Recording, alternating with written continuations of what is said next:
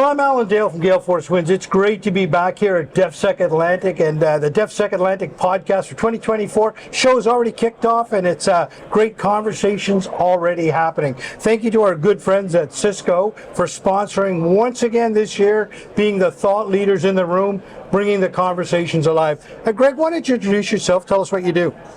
My name is Greg Price, and I am the manager for the Royal Canadian Navy's Distributed Mission Operations Center. Okay. So what we do is we run online war games for the Navy, basically. We have a small team that manages software where we connect all shore-based trainers to our allies, both the Air Force and the Army, as well as connecting our ship trainers to our submarine trainers, and we're now also connecting ships alongside or at sea into the same war game. That way we basically are taking the Navy and advancing them in collective training using a synthetic capability to sharpen the pointy end of the stick, so to speak. So not only alongside training, but this is sort of happening at sea at the same time. Yeah, absolutely. We have now started putting equipment on board ships that allows us to exchange secure voice with the ship, as well as a tactical link pitcher. And that way, if a single ship is at sea, we can put them in a virtual task group and train them in task group operations. We can also bring an Air Force simulator to support them at sea doing a ASW exercise or ASUW exercise. We can fly synthetic helicopters that are talking to the air controller on board the ship, or we can play the enemy or a shore-based task group staff talking to the ship at sea. And linking partners allies into the conversation as well? If that is a requirement. Right now we've been doing international exercises where we've just been linking our shore-based trainers into Five Eyes type exercises.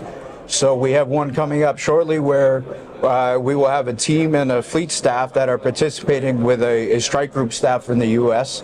as in part of an international war game. Is there a graphic interface on the ship, or is this all using ship equipment and all this is running in the background?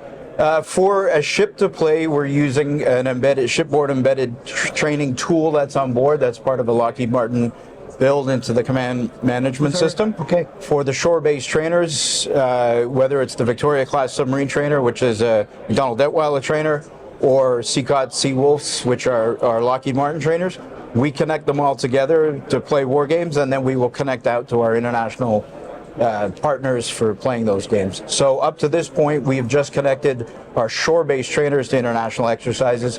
The next step is to bring ships alongside into those same exercises. I would say this is a game changer. I mean, what you're talking about here is millions and millions and millions of dollars if you had to bring these assets together, right? Absolutely. And here you are able to achieve the same result. What's the feedback you're getting from the end user?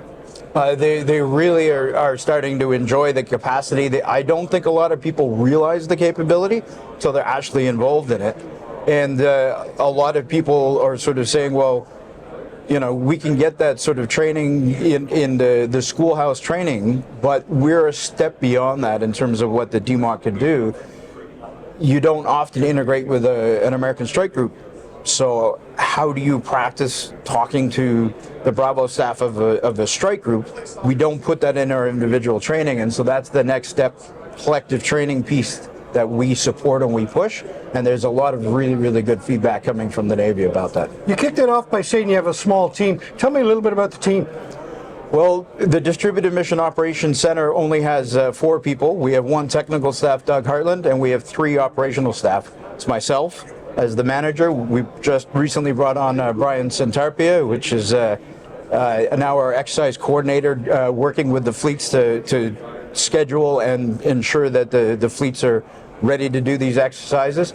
We also have Tim Hounden, who's a Royal Navy retired officer that brings a wealth of experience in working with the British strike groups, as well as understanding how our allies do the same sort of thing in the synthetic exercises. I love that. You got a great team there that can speak to the people that, I mean, they've been there, they've done the business, right? So they know what they're looking for as an end user, which is fantastic. Listen, I wish you much luck, and what are you hoping to get out of DEFSEC?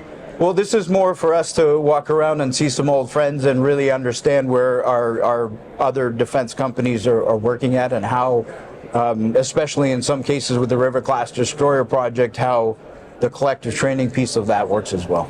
So, Well, lots of old friends in the room, and Absolutely. thanks for being on the show. well, thank you very much for having me. I really appreciate it.